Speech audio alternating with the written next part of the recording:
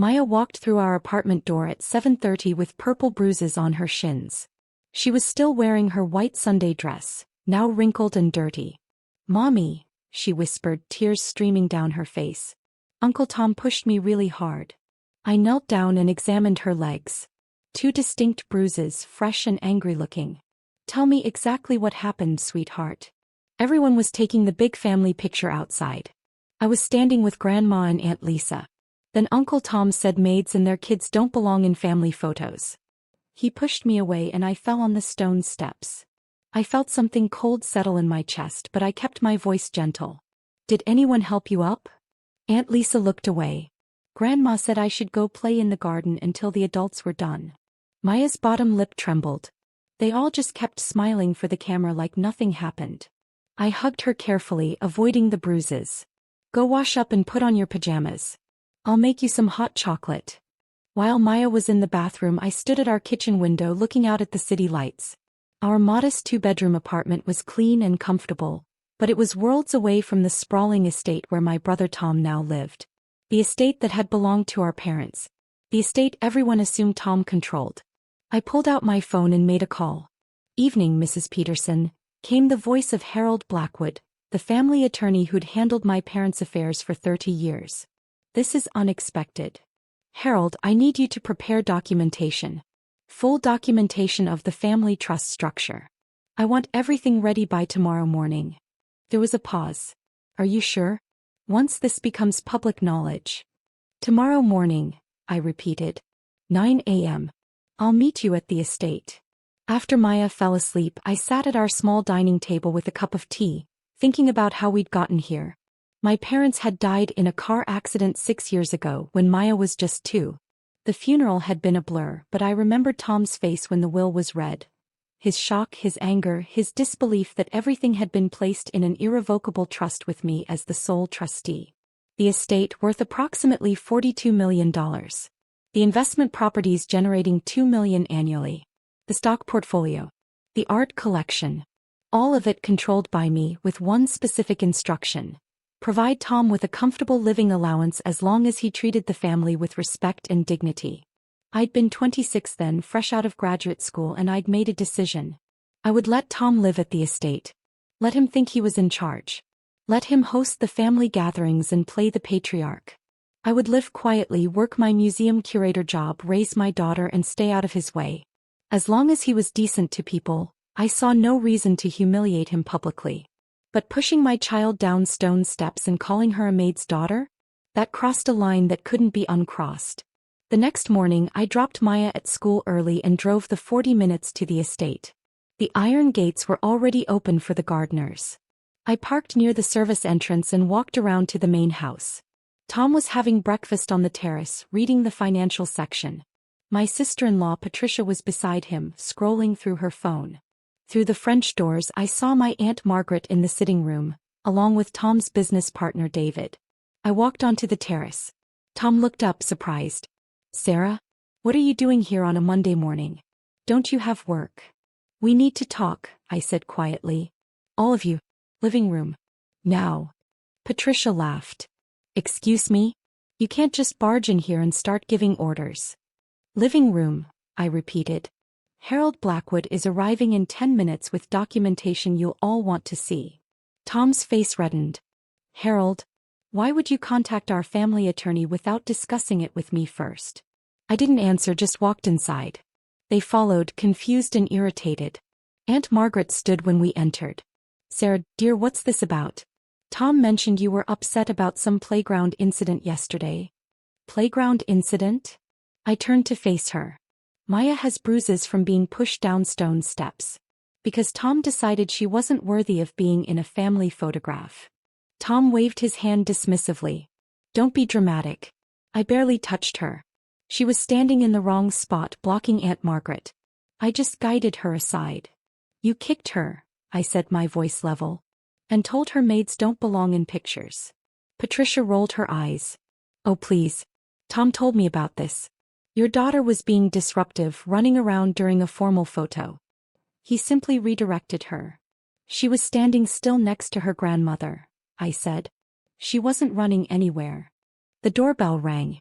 I went to answer it myself. Harold Blackwood stood there with his briefcase, looking somber in his gray suit. Harold, I said. Thank you for coming. Tom appeared behind me. Harold, I don't know what Sarah's told you, but this is highly irregular. Mr. Peterson, Harold said formally. I'm here at the request of the trustee. Shall we sit down? We gathered in the living room. I'd spent countless childhood hours in this room, doing homework on that same oriental rug while my mother played piano. Now it felt like enemy territory. Harold opened his briefcase and pulled out a thick folder. I've been instructed to review the structure of the family trust established by Robert and Elizabeth Peterson 6 years ago. Tom leaned forward. Harold, I appreciate Sarah wanting to understand family finances, but surely this could have been handled privately. Thomas, please let me finish. Harold's tone was sharp. He'd known Tom since he was a child and had no patience for his posturing. The Peterson Family Trust, valued at approximately $42 million, includes this estate, 7 residential investment properties, a stock portfolio and various other assets. The trust generates approximately $2.1 million in annual income. Patricia's eyes gleamed. She loved when Tom talked about his properties and investments at dinner parties. Harold continued, Thomas, you currently receive an annual allowance of $300,000 from this trust, plus free residence at this estate, including all maintenance, staff and operational costs, which total approximately $400,000 annually. Tom nodded as if this confirmed his importance. However, Harold said, pulling out another document, you are not the trustee of this estate. You never have been. The sole trustee with complete control over all assets and distributions is Sarah Peterson. The room went absolutely silent.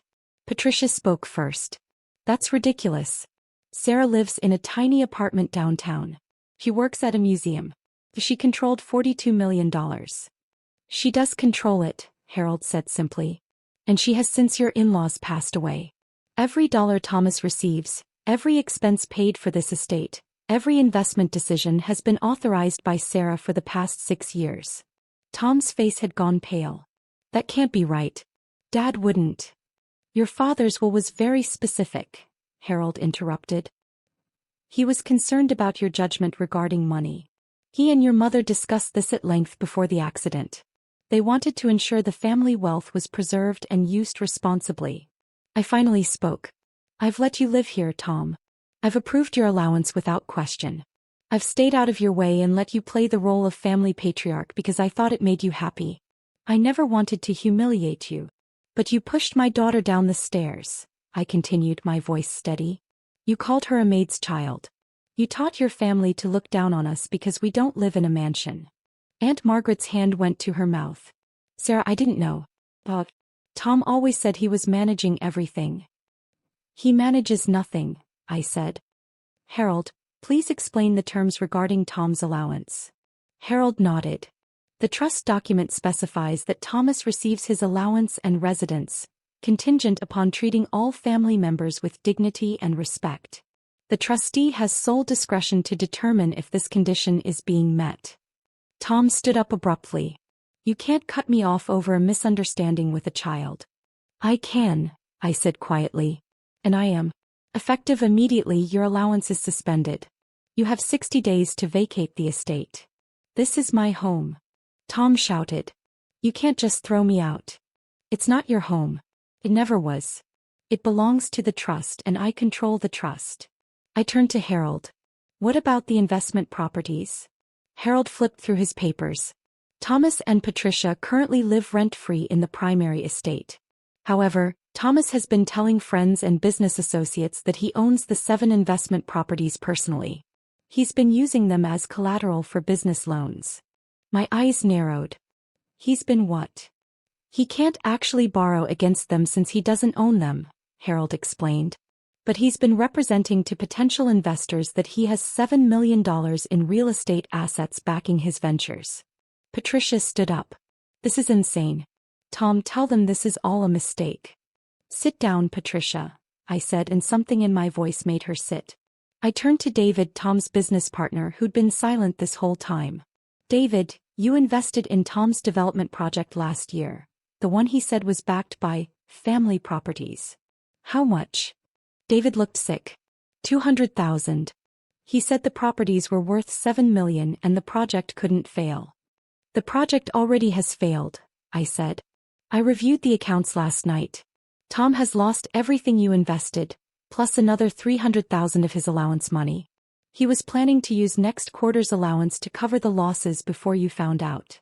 Tom sank back into his chair, all the bluster gone from his face. I looked around the room at these people who'd spent years looking down on me and my daughter. Here's what's going to happen. Tom, you'll move out within 60 days. Your allowance is reduced to 100,000 annually, and you'll be required to submit quarterly reports on how it's spent. If you make any attempt to misrepresent your financial situation again, it drops to 0. Patricia started crying.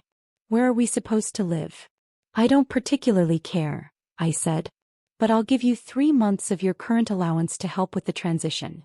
I turned to Aunt Margaret. You've been living in the guest house rent-free. That can continue, but you'll need to apologize to Maya. In person. And mean it. She nodded quickly. Of course. Sarah, I'm so sorry. I should have helped her yesterday. Yes, you should have. I looked at Harold. Transfer management of the estate to the property management company we discussed. I want a full inventory and appraisal. And I want security updated. New codes, new locks. Already in progress, Harold said. I picked up my purse. I need to get to work. Harold, send the full documentation to my office this afternoon. Tom, Patricia, I'll have the moving timeline sent to you by the end of the week. Tom finally found his voice. Sarah, please. I'm sorry about Maya. I was stressed, I wasn't thinking. You weren't thinking about how a 42-year-old man shouldn't physically push an 8-year-old child? Or weren't thinking about how you've been committing fraud with properties you don't own? He had no answer. I walked to the door, then paused. Oh, and Tom? That family photo from yesterday. I want a copy. Frame it nicely. It'll be a good reminder of the last time you played Lord of the Manor. I drove back to the city, my hands steady on the wheel. That evening I picked up Maya from school. She was quieter than usual. How are your legs, sweetheart? I asked. They still hurt a little, she admitted. Mommy, are we in trouble? Uncle Tom seemed really mad yesterday. No, baby. We're not in trouble. But Uncle Tom is going to be moving to a different house soon. Why? I thought about how to explain this to an 8-year-old. Because the big house actually belongs to us, not to him.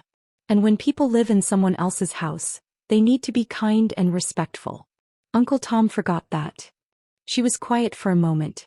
Does this mean we have to move there? Would you want to? She shook her head vigorously. I like our apartment. I like my school. I like that I can walk to the library. I smiled. Then we'll stay right where we are. 3 weeks later, Harold called with updates. Tom and Patricia had moved to a suburban condo. The estate appraised at 46 million. David had filed a lawsuit against Tom for investment fraud.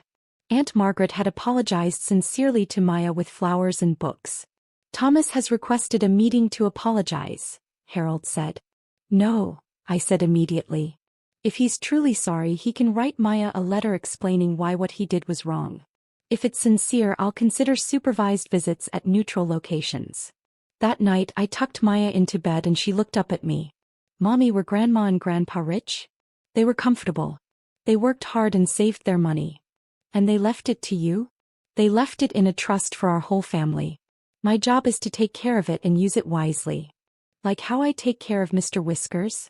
She gestured to her stuffed cat. I smiled. Exactly like that. Then you did a good job. Because Uncle Tom wasn't being wise when he pushed me. I kissed her forehead and turned out the light, thinking about my parents. They'd known Tom's weaknesses. They'd structured everything to protect the family wealth while still providing for him. They'd trusted me to be responsible. For 6 years I'd done that quietly. But they'd also raised me to protect the vulnerable and stand up against bullies. The estate would be managed professionally now. Tom would learn to live within his means. And Maya would grow up knowing that true power isn't about mansions or family photos. It's about knowing who you are, what you control, and when to stay quiet and when to speak up. And sometimes, it's about making sure people who hurt children understand there are always consequences.